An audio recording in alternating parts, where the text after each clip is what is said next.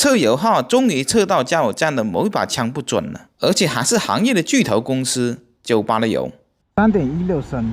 我就说了嘛，这里表显示的是3.1升，这里显示的是3.16，约等于3.2升。昨天我测的是加的是98的油，第一次测是准的，表显误差跟实际误差相差0.1，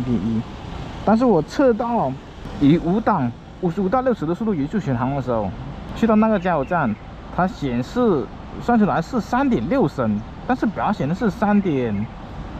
升，所以说那把枪不太准。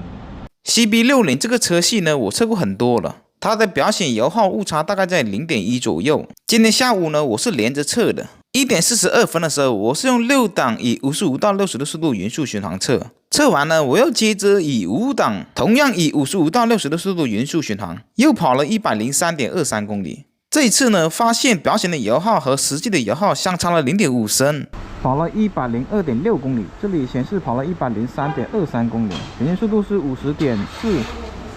表显油耗是3.1，这里平均速度这里显示是50，2小时03，这里是2小时02分53秒。我们看一下103.2公里消耗到多少油，应该是3.2升吧，应该相差0.1这样。因为刚才用6档测它的下限油耗，表显油耗是2.8，实际的呢是2.9。最终这次跑了103.23公里，总共消耗掉了3.71升的油，算出来的油耗是3.6升，怎么差那么多？再说了，用6档和5档都以55到60的速度匀速巡航，油耗也不可能差到0.7升。当时呢还是以怀疑的态度。第二天呢，全程用5档又跑了一次，以55到60的速度匀速巡航，跑了102.34公里，3.1升，跑了101.7公里。我们看一下，这里显示的是跑了102.3公里，平均速度是50.5。这里平均速度显示的是50。我们看一下102.3，消到多少油？最终加了3.24升，它就满了。3.16升，我就说了嘛，这里表显示的是3.1升，这里显示的是3.16，约等于3.2升。昨天我测的是加的是98的油，第一次测是准的，表显误差跟实际误差相差0.1，